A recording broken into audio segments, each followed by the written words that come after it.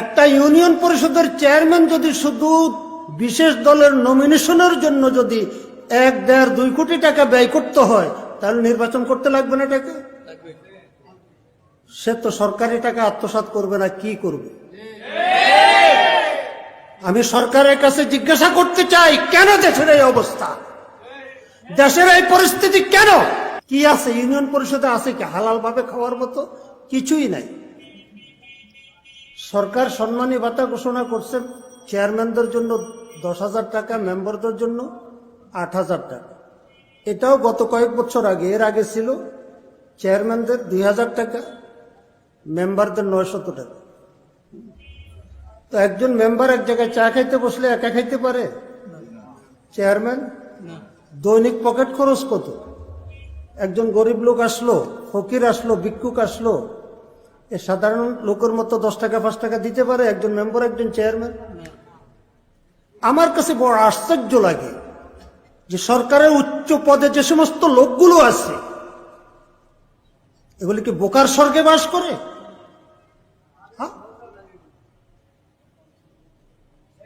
যে একজন chairman, union পরিষদের এত দায়িত্ব, দৈনিক কয়েক শত দস্তখত করা লাগে।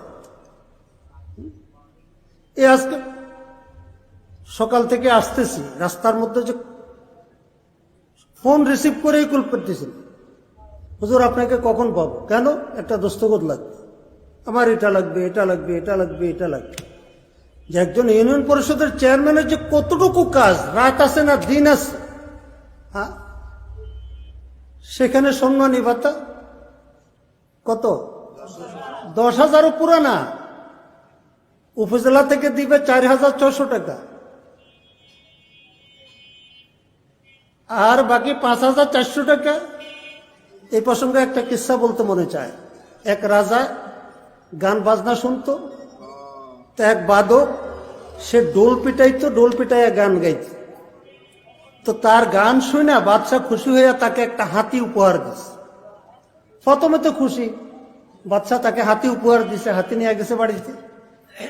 এখন হাতি বাড়িতে নিয়ে প্রথম 2-4 দিন তার সকাল থেকে সন্ধ্যা পর্যন্ত হাতির খোরাক জোগাড় করতে লাগে।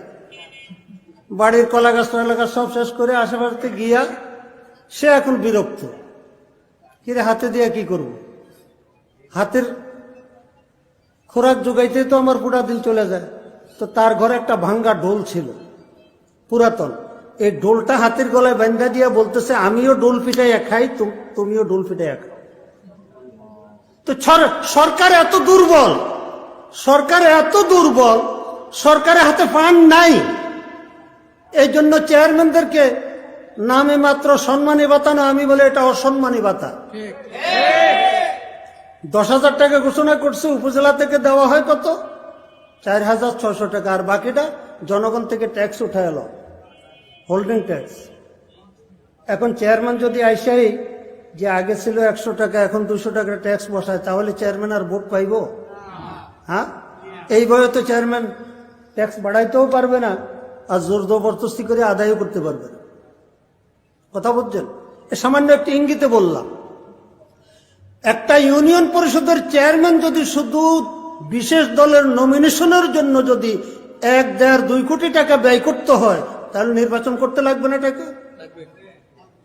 সে তো সরকারি টাকা আত্মসাৎ করবে না, কি করবে?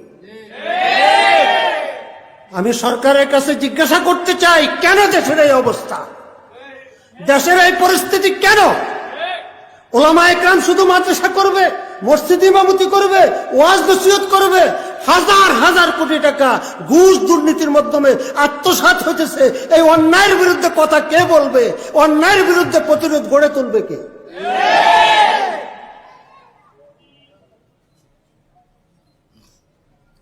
শুধু মিঠা সুন্নত আর মিঠা তবলিগের দ্বারা নাজাত পাওয়া যাবে না। স্পষ্ট ভাষায় বলতেছি, আওহাল্লাহু ইলা জিবরাইল আনিকলিব মদিনাতা কাযা ওয়া কাযা, হাদিস শরীফে আছে। বনি ইসরাইলের আল্লাহ পাক রব্বুল আলামিন জিবরাইল আলাইহিস সালামকে বললেন, ও জিবরাইল, অমুক অমুক শহরটা ধ্বংস করে দে। আনিকলিব অর্থ এটারে পাল্টাইয়া দাও। একটা জমিন কি লূত আলাইহিস সালামের উপরে উঠে আনিকলিব মাদিনাতা কাজা ওয়া কাজা, অমুক অমুক শহরটাকে কি করো, উল্টাইয়া দাও। জিবরাইল আলাইহিস সালাম উল্টাইতে আসছে, দেখেছে সর্বনাশ, খানকার ভিতরে একজন বুজুর্গ আবেদ, খানকার থেকে বাইরে হয় না, ইবাদত ছাড়া কোনো কাজ নাই, ইবাদত ছাড়া কোনো কাজ। জিবরাইল আলাইহিস সালাম কি করলেন না, ওই শহরটাকে ধ্বংস।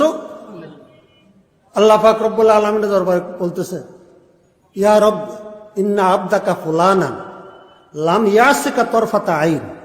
আয় আল্লাহ, আমি তো শহর ধ্বংস করতে গেছিলাম, কিন্তু ওখানে তোমার এক বান্দা এক চোখের পলক পরিমাণ তোমার নাফরমানি করে না, ইবাদত ছাড়া আর কিছু করে না। খুব লক্ষ্য করে শুনেন ওলামায়ে কেরাম, দৃষ্টি আকর্ষণ করতেছি। আল্লাহ পাক রব্বুল আলামিন বলেছে তাকে সহই শহরটা ধ্বংস করে দাও। কেন? সে তো গুনাহ করেনি, সে তো ইবাদতে মশগুল। আল্লাহ পাক বলেন ফা ইন্না ওয়াজহাহু লাম ইয়াতামাআর ফিয়া কাত্তু, সে তো আমার ইবাদত করতেছে, আশেপাশে যে অন্যায় অপরাধগুলো হইতেছে, আশেপাশে যে ঘুষ দুর্নীতি জুলুম নির্যাতন হইতেছে, লাম ইয়াতামাআর ওয়াজহু কাত্তু, এই ব্যাপারে মানুষের ভিতরে যখন একটা ব্যথা লাগে তখন কপালের মধ্যে দাগ পড়ে যায় চেহারা, যে তার চেহারার মধ্যে একটু পরিবর্তন আসে না এই অন্যায়গুলো দেখে। আজকে উলামায়ে কেরামের খেদমতে আমি আরজ করতেছি, আপনারা খানকা নিয়ে বসে আছেন, মসজিদ নিয়ে বসে আছেন, হ্যাঁ, দাওয়াত ও তাবলীগ নিয়ে আসেন, ওয়াজ ও নসিহত নিয়ে আসেন, দেশের রাষ্ট্রীয় কোষাগারের হাজার হাজার কোটি টাকা লুণ্ঠন হওয়ার কারণে আজকে সমাজের আনাচে কানাচে সব জায়গায় হারাম আর হারাম, হারাম আর হারাম। সকল চাকরিজীবী ইল্লা মাশাআল্লাহ হারাম কি ঘুষ ঘুষ ঘুষ। হজ করে আসছে, হ্যাঁ, চিল্লার পর চিল্লা লাগাইছে, নমাজ পড়তে পড়তে কপালে দাগ পড়ে গেছে, দাড়ি এত বড় লম্বা, পাগড়ি এত বড় মাথা, কিন্তু ঘুষ ছাড়তে পারে না। ঘুষ ছাড়তে আসেনি এরকম? জিনহা রাজা কওমে কে শানাস্ত ফেরিবান হকরা বসজুদে ওয়া নবীরা বদরুদে। বুজুর্গ বলেন ও সমস্ত লোক থেকে সাবধান থাকো যারা নামাজের মাধ্যমে আল্লাহকে ধোঁকা দিতেছে। আরে বেটা, তুই ঘুষ খাও ছাড়তে পারস না, তুই নামাজ পড়ে আল্লাহকে ফাঁকি দিয়ে বেহেশতে যাবি? এত সহজ? তোর কপালে 1 লক্ষ ঝাড়ুর বাড়ি, আগে ঘুষ ছাড় তারপরে নামাজ পড়, আগে দুর্নীতি ছাড় তারপরে। বাহ, এক একজন নেতাকে লাগাইয়া দেন দুর্নীতির বিরুদ্ধে, ঘন্টাকে ঘন্টা আমার চাইতে বেশি ওয়াজ করব, আমার চাইতে বেশি। দেশের অবস্থাটা কি, কোথায় গিয়ে পড়ছে, কোথায় গিয়ে পড়ছে? আজকে আমি তো ছোট মোটো একজন পীর, হ্যাঁ, আর নেসবতটাও কার সাথে? হযরত হাফিজ হুজুর রহমাতুল্লাহ আলাইহির সাথে। কি বলেন? ঢাকা শহরে একটা ঠিকানাও ছিল কামরাঙ্গীরচর মাদ্রাসার সাথে, এখনো আছে। মানুষ গ্রাম ছেড়ে ঢাকা আসে, আমি রাজধানী ছেড়ে গ্রামে গেছি। কেন, কি জন্য গেছি? শুধু অন্যায় ঘুষ দুর্নীতি সম্পর্কে ওয়াজ করলে চলবে না। যেমন কুকুর তেমন মুগুর নিতে হবে, যেমন কুকুর তেমন মুগুর নিয়ে মাঠে নামতে হবে। শক্তি নাই, কি নাই? শক্তি নাই, শক্তি নাই বাবা। তোমার আধার জমিন যদি কেউ নেয় দখল করে, ওই সময় শক্তি করতে গে আসে, ওই সময় দাও লইয়া শ্রেণী লইয়া একা যায়, ওই সময় শক্তি করতে গে আসে। দিন কি সূরজ ডুব রহি হ্যায় হাম লোগোं के सामने, আমাদের সামনে আজকে দিন ও ইসলামের এই অবস্থা, এই অবস্থা, দেশের এই অবস্থা। ময়দানে মাহশারে পেয়ারা রাসূলের সামনে কি জবাব দেব? রাজনীতি হারাম, মৌলবীরা ফতুয়া দাও, গণতন্ত্র হারাম, ফতুয়া সাবধানে দিও, ফতুয়া পিছনে দিও না, সামনে এসে দাও। আমার পেয়ারা রাসূল রাজনীতি করেন নাই, কোরআন ও হাদিসের রাজনীতি নাই। আজকে উলামায়ে কেরাম এটা বাদ দিল কেন? আজকে মাদ্রাসার নেশাবের ভিতরে ইসলামী সিয়াসত নাই কেন? ইসলামী রাজনীতি নাই কেন? আমার প্রশ্ন। হ্যাঁ, ব্রিটিশ আমলে প্রয়োজন ছিল, তখন ভারতে সংখ্যাগরিষ্ঠ মুসলমান ছিল না, মুসলমানরা সংখ্যালঘু ছিল। তখন দ্বীনের হেফাজতের জন্য মাদ্রাসা প্রতিষ্ঠা করা, মক্তব প্রতিষ্ঠা করা, এটা সবচেয়ে বেশি প্রয়োজন। কিন্তু আজকে মাদ্রাসাগুলো, মসজিদগুলো, মাদ্রাসাগুলো 5তলা 7তলা বিল্ডিং হচ্ছে, মসজিদগুলো বিল্ডিং হচ্ছে, টাইলস হচ্ছে। আজকেও তারপরে রশিদ বই নিয়ে নিয়ে ওই ঘুষখোর দুর্নীতিবাজদের কাছে যাও না, রশিদ বই নিয়ে ওরা বান্ডেল দিবে, নিয়ে আসবে, ওটা নিয়ে বিল্ডিং করবা, মসজিদে টাইলস লাগাইবা, টাকার গ্রান্টটা একটু সংখ্যা দেখবা না, আতরের গ্রান্ট কো না পাখানার গ্রান্ট কো। হ্যাঁ কিরে বাবা, এটা কি, এটা কি, এটা কি? গোটা দেশ একদিকে, তো কি হয়েছে গোটা দেশ? মক্কা নগরীতে পেয়ারা রাসূল সাল্লাল্লাহু আলাইহি সাল্লাম তাওহীদের যখন দাওয়াত দিয়েছিলেন, তখন কি পরিস্থিতি পেয়ারা রাসূলের পক্ষে ছিল না বিপক্ষে ছিল? হ্যাঁ, আমরা পরিস্থিতি পক্ষ হইলে কাজ করব, বিপক্ষ হইলে কাজ করব না, এটা কেমন কথা? আলহামদুলিল্লাহ, আলহামদুলিল্লাহ, আমি রাজধানী থেকে হিজরত করে গ্রামে গিয়েছি, কেন না আমার এলাকার জনগণের জন্য কিছু করা লাগবে। আমি ঢাকা থেকে একটু জায়গা বিক্রি করে ওখানে কিছু জায়গা নিয়েছি, মাদ্রাসা মসজিদ নিজের বাড়ি ওখানে। জনগণকে আমি টাকা পয়সা দিই নাই, জনগণের পিছনে দিনই মেহনত করছি, মাদ্রাসা করছি, মাহফিল করছি। আমার ওখানে 3 দিন ব্যাপী মাহফিল হয়। ওই যে ওনারা যান, ওই কিশোরগঞ্জ থেকে লোকজন, ওরা বাস গাড়ি রিজার্ভ করে যায়। আমি আশা করবো মাধবদী থেকে, হ্যাঁ আগামী বছর ইনশাল্লাহ, কি হ্যাঁ ইনশাল্লাহ গাড়ি যাবে। একটু দেখে আসেন এলাকাটা কেমন, মানুষ কেমন পাগল। কি নৌকা প্রতীক নিয়ে মাত্র 1,500 ভোট পাইছে, আমি ভোট পাইছি 4,790 মতো। হ্যাঁ কেন, ওটা বাংলাদেশ না কি? ওখানে আওয়ামী লীগ সরকার নেই, ডিসিএসপি আছে না, আমলা আছে না, কেন? আমি আমার শক্তি ব্যয় করছি, ন্যায় কথা বলতে কাউকে পরোয়া করি নাই, সাহায্য আল্লাহ পাকের পক্ষ থেকে। একজন ডিসিএসপি সাধারণত জাতীয় নির্বাচন, সংসদ নির্বাচনও ফিল্ডে যায় না, কিন্তু আমার ইউনিয়ন পরিষদের নির্বাচনে প্রতিটি কেন্দ্রে ডিসি এবং এসপি স্বয়ং নিজে গিয়ে তাদের বলছে যে ব্যালট পেপার টান দেয় তার হাত ভেঙে দিবা, ডিসির কথা। এটা কি এমন হয়েছে? কে করাইছে? কে করাইছে? কে করাইছে? আস-সা'য়ু মিন্না ওয়াল ইতমামু ইলানা। কাজ কি হয়েছে দেখেন, প্রভাব কি পড়ে। নির্বাচন, ভোট শেষ হয়ে গেছে, ডিসি সাহেব সকালে যে বাইরে হয়ে আসছেন, ইউনো অফিসে বসা, ইউনো সাহেব বলেন যে আমি তো মনে করছি দুপুরবেলা খানা খাওয়াই দিলে চলে যাবে। ডিসি সাহেব বসে আছেন, বসে আছেন, বসে আছেন, মাগরিবের পর থেকে রেজাল্ট ফলাফল গণনা আরম্ভ হইল। 2টা কেন্দ্রে ফলাফল ঘোষণা করতে দেরি করতেছিল, আমার কর্মীরা রাস্তায় শুয়ে পড়ছে যে কেন্দ্রে ফলাফল গণনা করা ছাড়া একজনকে যেতে দেব না। প্রতিটি কেন্দ্রে আমার 100 করে লোক তৈরি ছিল, প্রস্তুত ছিল।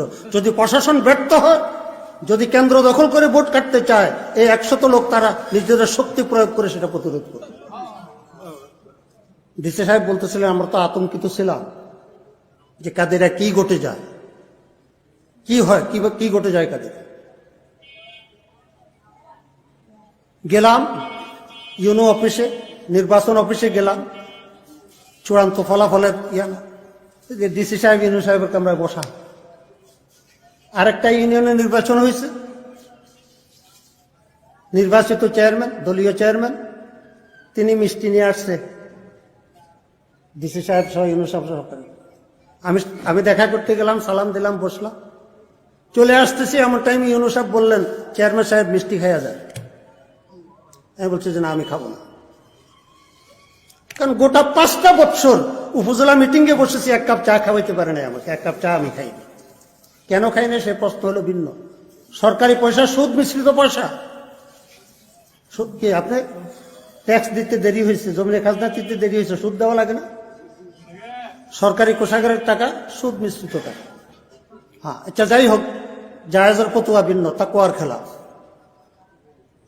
তো আমি যখন চলে আসতেছি, ডিসি সাহেব দেখলেন মিষ্টি নিয়ে গেছে, ডিসি সাহেব বসা, সবাই মিষ্টি খাবে, আমি সাধারণ একজন চেয়ারম্যান উঠে যাইতেছি না, মিষ্টি খাইতেছি না। আমি আসার পরে এটা নিয়ে আলোচনা হয়েছে। উপজেলা চেয়ারম্যান ইউনূস সাহেব বললেন, উনি আলেম মানুষ, উনি পীর সাহেব, উনি সবখানে সবকিছু খান না, আমাদের উপজেলা ওনাকে খাওয়াইতে পারে। এর 4-5 দিন পরে ডিসি সাহেবের সাথে দেখা করতে গেলাম, মিষ্টি নিয়ে গেলাম আমি, আমার দলীয় আর 2জন লোক সহ। এখন ডিসি সাহেব আমাকে বলতেছে গোটা জেলার দায়িত্ব ওনার হাতে। আমি একজন চেয়ারম্যানকে বলতেছে, চেয়ারম্যান সাহেব আমার কাছে কিছু হালাল টাকা আছে, আমার কাছে কিছু হালাল টাকা আছে, আমি আপনাকে কিছু নাস্তা খাওয়াইতে চাই। একজন ডিসি আমি চেয়ারম্যানকে বলতেছে যে আমার কাছে হালাল টাকা আছে, আপনাকে কিছু খাওয়াইতে চাই। আমি জি স্যার খাবো। ওনার পক্ষ থেকে উনি নাস্তা আনলেন, আমরা মিষ্টি নিয়ে গেলাম। তখন আমি বললাম যে স্যার, বিগত 5টি বছর আমি দায়িত্ব পালন করছি ইউনিয়ন পরিষদের, আমি চাই সরকারি বরাদ্দ 100% কাজে লাগাইতে, বরাদ্দ যত পুরাটাই কাজে লাগাইতে চাই, কিন্তু অফিস 20%, 25%, 15% টাকা নেয়, দাবি করে। আমার কাছ থেকে অবশ্যই এত নিতে পারে নাই, কারণ আমি তো কাজ বেশি করছি, 10% উপর আমি কোথাও দেই নাই। তখন তো আমি নতুন চেয়ারম্যান, গোটা দেশ একদিকে আমি একদিকে, এবার একটু শক্তি সাহস বাড়ছে না, দ্বিতীয়বারে চেয়ারম্যান তো আমি। বলছি স্যার আমি 1 টাকাও অফিসে দিব না, পুরা টাকা কাজে লাগাইতে চাই। ডিসি সাহেব বলছেন যে আপনি কোনো অফিসে 1 টাকাও দিবেন না, কে টাকা চায় আমাকে বলবেন। কি ওলামায়ে কেরামের যাওয়ার দরকার আছে কিনা, চেয়ারম্যান মেম্বার হওয়ার দরকার আছে কিনা? আমি এত শক্ত কথা বলছি যেটা বাংলাদেশের ইতিহাসে আর কেউ বলে নাই। কি করোনা আসছে না, করোনা মহামারী, এই মহামারী থেকে বাঁচার জন্য বিশ্বের সকল দেশেই ভ্যাকসিন আবিষ্কার করার কি চীন করছে, রাশিয়া করছে, আমেরিকা করছে, বিভিন্ন ভ্যাকসিন। কি এই ভ্যাকসিন দিলে আর করোনা ধরবো না। মহামারী থেকে বাঁচার জন্য ভ্যাকসিন। বর্তমান বাংলাদেশে ভোট চুরি, ভোট হাইজাক, ভোট ডাকাতির মহামারী চলছে। কথা ঠিক কিনা? কথা ঠিক কিনা? কথা ঠিক কিনা? তার ভ্যাকসিন আমি লক্ষ্মীপুর চরকাদিরা ইউনিয়ন থেকে আবিষ্কার করছি। বলেন না আলহামদুলিল্লাহ। কি বলছি আমি? মহিলাদেরকে বলছি এমন জুতা পরে ভোট কেন্দ্রে যাইবা না যেটা খুলতে দেরি হয়। তোমার হাতের ব্যালট পেপার টান দিবে, তোমাকে সামনে সিল মারতে বলবে, পায়ের জুতা দিয়ে 1 গালে 1টা বাড়ি দিবা, আমি 5,000 টাকা পুরস্কার দেব। 2 গালে 2টা দিবা, 10,000 টাকা পুরস্কার দেব। আমার এই বক্তব্য কার বিরুদ্ধে?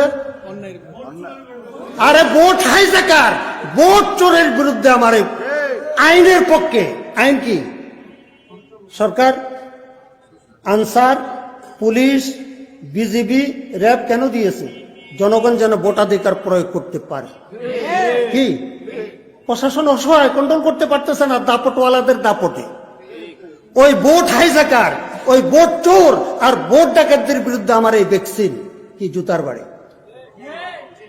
আলহামদুলিল্লাহ ভ্যাকসিন দেওয়া লাগে নাই, ভ্যাকসিন দেওয়া লাগে নাই মহামারী শেষ কাদিরা থেকে।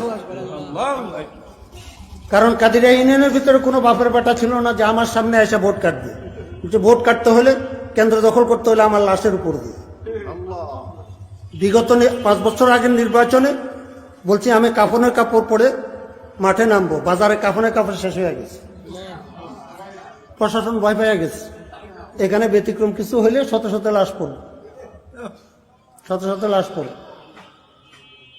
আলহামদুলিল্লাহ আল্লাহ পাকের মেহেরবানি, সর্বশেষ আমাদেরকে ভয় দেখাইছে কি অমুক অমুক অমুক খান থেকে ক্যাডার আইনা কেন্দ্র দখল করো।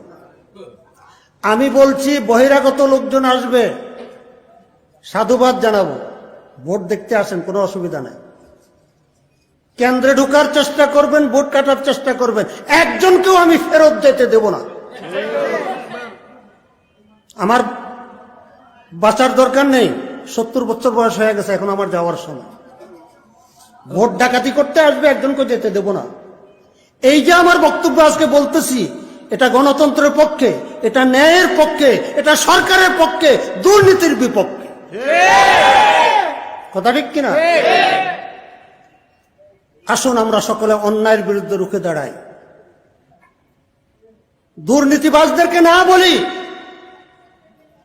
ন্যায়ের পক্ষে থাকি, এছাড়া নাজাত পাওয়া যাবে না, এছাড়া নাজাত পাওয়া যাবে না। আমি আমার জীবনে টুটাফাটা যা আবাদত করছি, এই নির্বাচন করাটা, ইউনিয়ন পরিষদের দায়িত্ব পালন করাটাকে আমার জীবনের সবচাইতে উত্তম ইবাদত আমি মনে করি এবং আশা করি আল্লাহ পাক হয়তো এই উসিলায় আমাকে নাজাত দেন।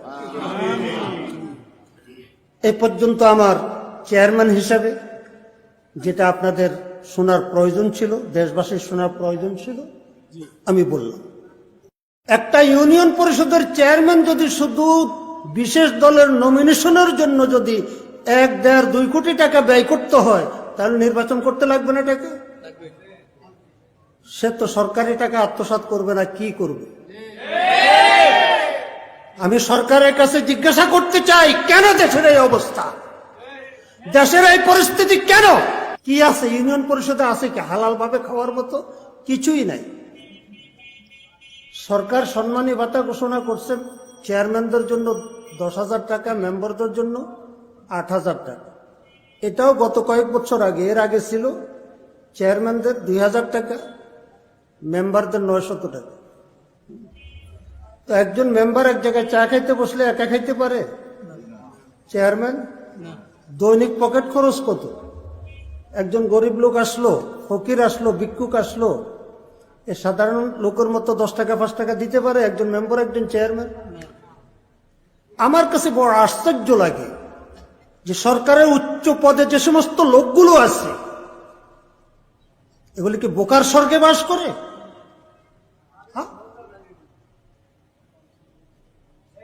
যে একজন চেয়ারম্যান, ইউনিয়ন পরিষদের এত দায়িত্ব, দৈনিক কয়েক শত দস্তখত করা লাগে। এ আজকে সকাল থেকে আসতেছি, রাস্তার মধ্যে যে ফোন রিসিভ করেই কল করতেছেন, হুজুর আপনাকে কখন পাবো? কেন? একটা দস্তখত লাগবে, আমার এটা লাগবে, এটা লাগবে, এটা লাগবে, এটা লাগবে। যে একজন ইউনিয়ন পরিষদের চেয়ারম্যানের যে কতটুকু কাজ, রাত আছে না দিন আছে, হ্যাঁ? সেখানে সম্মানী ভাতা কত?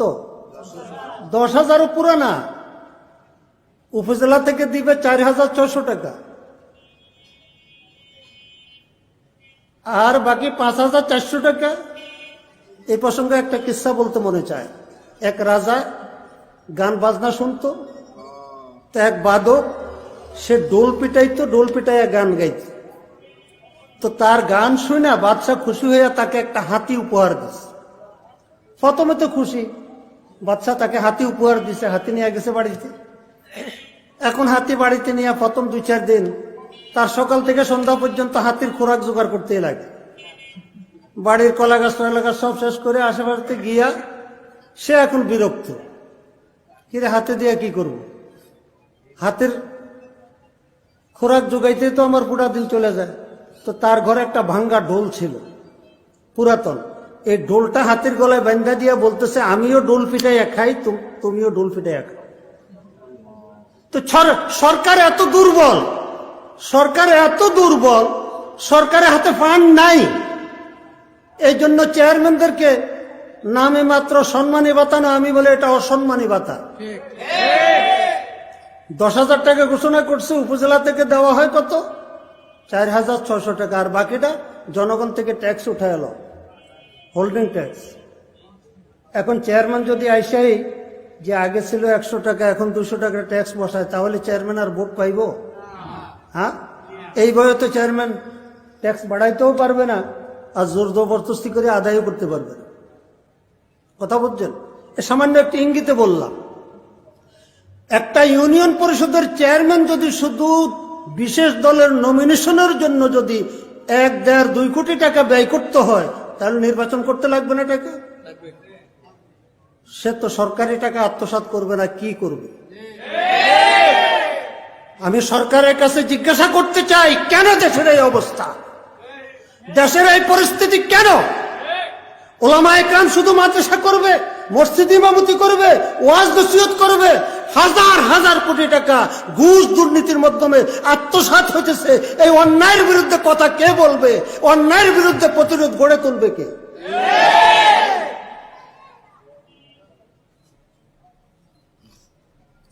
শুধু মিঠা সুন্নত আর মিঠা তবলিগের দ্বারা নাজাত পাওয়া যাবে না। স্পষ্ট ভাষায় বলতেছি, আওহাল্লাহু ইলা জিব্রাইল আনিকলিব মদিনাতা কাযা ওয়া কাযা, হাদিস শরীফে আছে।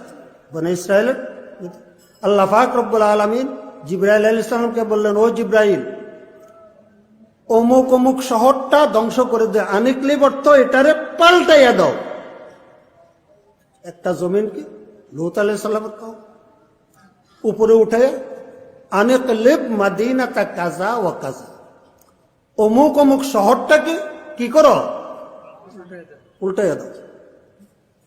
জিবরাইল আলাইহিস সালাম উল্টাইতে আসছে, দেখেছে সর্বনাশ। খানকার ভিতরে একজন বুজুর্গ আবেদ, খানকার থেকে বাইরে হয় না, ইবাদত ছাড়া কোনো কাজ নাই, ইবাদত ছাড়া কোনো কাজ। জিবরাইল আলাইহিস সালাম কি করলেন না, ওই শহরটাকে ধ্বংস। আল্লাহ পাক রব্বুল আলামিনের দরবারে বলতেছে, ইয়া রব ইন্না আবদাকা ফুলানান লাম ইয়াসিকা তরফাতা আইন। আয় আল্লাহ, আমি তো শহর ধ্বংস করতে গেছিলাম, কিন্তু ওখানে তোমার এক বান্দা এক চোখের পলক পরিমাণ তোমার নাফরমানি করে না, ইবাদত ছাড়া আর কিছু করে না। খুব লক্ষ্য করে শুনেন ওলামায়ে কেরাম, দৃষ্টি আকর্ষণ করতেছি। আল্লাহ পাক রব্বুল আলামিন বলেছে তাকে সহই শহরটা ধ্বংস করে দাও। কেন? সে তো গুনাহ করেনি, সে তো ইবাদতে মশগুল। আল্লাহ পাক বলেন, ফা ইন্না ওয়াজহাহু লাম ইয়াতামাআর ফিয়া কাত্তু, সে তো আমার ইবাদত করতেছে। আশেপাশে যে অন্যায় অপরাধগুলো হইতেছে, আশেপাশে যে ঘুষ দুর্নীতি জুলুম নির্যাতন হইতেছে, লাম ইয়াতামাআর ওয়াজহু কাত্তু, এই ব্যাপারে মানুষের ভিতরে যখন একটা ব্যথা লাগে তখন কপালের মধ্যে দাগ পড়ে যায় চেহারা, যে তার চেহারার মধ্যে একটু পরিবর্তন আসে না এই অন্যায়গুলো দেখে। আজকে উলামায়ে কেরামের খেদমতে আমি আরজ করতেছি, আপনারা খানকা নিয়ে বসে আছেন, মসজিদ নিয়ে বসে আছেন, হ্যাঁ, দাওয়াত ও তাবলীগ নিয়ে আসেন, ওয়াজ ও নসিহত নিয়ে আসেন। দেশের রাষ্ট্রীয় কোষাগারের হাজার হাজার কোটি টাকা লুণ্ঠন হওয়ার কারণে আজকে সমাজের আনাচে কানাচে সব জায়গায় হারাম আর হারাম, হারাম আর হারাম। সকল চাকরিজীবী ইল্লা মাশাআল্লাহ হারাম কি ঘুষ ঘুষ ঘুষ। হজ করে আসছে, হ্যাঁ, চিল্লার পর চিল্লা লাগাইছে, নমাজ পড়তে পড়তে কপালে দাগ পড়ে গেছে, দাড়ি এত বড় লম্বা, পাগড়ি এত বড় মাথা, কিন্তু ঘুষ ছাড়তে পারে না। ঘুষ ছাড়তে আসেনি এরকম? জিনহা রাজা কওমে কে শানাস্ত ফেরিবান হকরা বসজুদে ওয়া নবীরা বদরুদে। বুজুর্গ বলেন, অসুস্থ লোক থেকে সাবধান থাকো যারা নামাজের মাধ্যমে আল্লাহকে ধোঁকা দিতেছে। আরে বেটা, তুই ঘুষ খাও ছাড়তে পারস না, তুই নামাজ পড়ে আল্লাহকে ফাঁকি দিয়ে বেহেশতে যাবি? এত সহজ? তোর কপালে 1 লক্ষ জারুর বাড়ি। আগে ঘুষ ছাড়, তারপরে নামাজ পড়। আগে দুর্নীতি ছাড়, তারপরে বাহ, এক একজন নেতাকে লাগাইয়া দেন দুর্নীতির বিরুদ্ধে, ঘন্টাকে ঘন্টা আমার চাইতে বেশি ওয়াজ করব, আমার চাইতে বেশি। দেশের অবস্থাটা কি, কোথায় গিয়ে পড়ছে, কোথায় গিয়ে পড়ছে? আজকে আমি তো ছোট মোটো একজন পীর, হ্যাঁ, আর নেসবতটাও কার সাথে? হযরত হাফিজ হুজুর রহমাতুল্লাহ আলাইহির সাথে। কি বলেন? ঢাকা শহরে একটা ঠিকানাও ছিল কামরাঙ্গীরচর মাদ্রাসার সাথে, এখনো আছে। মানুষ গ্রাম ছেড়ে ঢাকা আসে, আমি রাজধানী ছেড়ে গ্রামে গেছি। কেন, কি জন্য গেছি? শুধু অন্যায় ঘুষ দুর্নীতি সম্পর্কে ওয়াজ করলে চলবে না। যেমন কুকুর তেমন মুগুর নিতে হবে, যেমন কুকুর তেমন মুগুর নিয়ে মাঠে নামতে হবে। শক্তি নাই, কি নাই? শক্তি নাই, শক্তি নাই বাবা। তোমার আধার জমিন যদি কেউ নেয় দখল করে, ওই সময় শক্তি কোত্থেকে আসে? ওই সময় দাও লইয়া সেনে লইয়া একা যায়, ওই সময় শক্তি কোত্থেকে আসে? দিন কি সূরজ ডুব রহি হ্যায় হাম লোগোं के सामने, আমাদের সামনে আজকে দ্বীন ও ইসলামের এই অবস্থা, এই অবস্থা, দেশের এই অবস্থা। ময়দানে মাহশারে প্যারা রাসূলের সামনে কি জবাব দেব? রাজনীতি হারাম, মৌলবীরা ফতুয়া দাও, গণতন্ত্র হারাম, হ্যাঁ, ফতুয়া সাবধানে দিও, ফতুয়া পিছনে দিও না, সামনে এসে দাও। আমার পেয়ারা রাসূল রাজনীতি করেন নাই, কোরআন ও হাদিসের রাজনীতি নাই।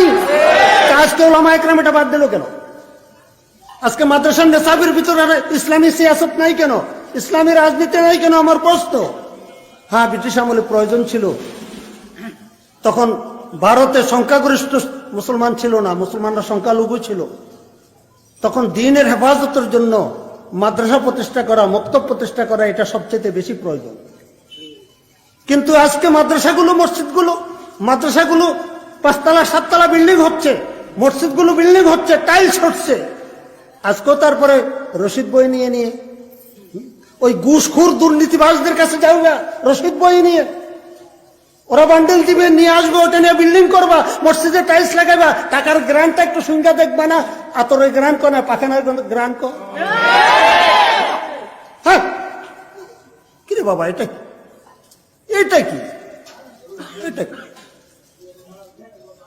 গোটা দেশ একদিকে, তো কি হয়েছে গোটা দেশ? মক্কা নগরীতে পেয়ারা রাসূল সাল্লাল্লাহু আলাইহি সাল্লাম তাওহীদের যখন দাওয়াত দিয়েছিলেন, তখন কি পরিস্থিতি পেয়ারা রাসূলের পক্ষে ছিল না বিপক্ষে ছিল? হ্যাঁ, আমরা পরিস্থিতি পক্ষ হইলে কাজ করব, বিপক্ষ হইলে কাজ করব না? এটা কেমন কথা? আলহামদুলিল্লাহ, আলহামদুলিল্লাহ, আমি রাজধানী থেকে হিজরত করে গ্রামে গিয়েছি। কেন না? আমার এলাকার জনগণের জন্য কিছু করা লাগবে। আমি ঢাকা থেকে একটু জায়গা বিক্রি করে ওখানে কিছু জায়গা নিয়েছি, মাদ্রাসা মসজিদ নিজের বাড়ি ওখানে। জনগণকে আমি টাকা পয়সা দিই নাই, জনগণের পিছনে দিনই মেহনত করছি, মাদ্রাসা করছি, মাহফিল করছি। আমার ওখানে 3 দিন ব্যাপী মাহফিল হয়। ওই যে ওনারা যান, ওই কিশোরগঞ্জ থেকে লোকজন, ওরা বাস গাড়ি রিজার্ভ করে যায়। আমি আশা করবো মাধবদী থেকে, হ্যাঁ, আগামী বছর ইনশাল্লাহ, কি, হ্যাঁ ইনশাল্লাহ গাড়ি যাবে। একটু দেখে আসেন এলাকাটা কেমন, মানুষ কেমন পাগল। কি নৌকা প্রতীক নিয়ে মাত্র 1,500 ভোট পাইছে, আমি ভোট পাইছি 4,790 মতো। হ্যাঁ, কেন? ওটা বাংলাদেশ না কি? ওখানে আওয়ামী লীগ সরকার নেই, ডিসিএসপি আছে না, আমলা আছে না? কেন? আমি আমার শক্তি ব্যয় করছি, ন্যায় কথা বলতে কাউকে পরোয়া করি নাই। সাহায্য আল্লাহ পাকের পক্ষ থেকে। একজন ডিসি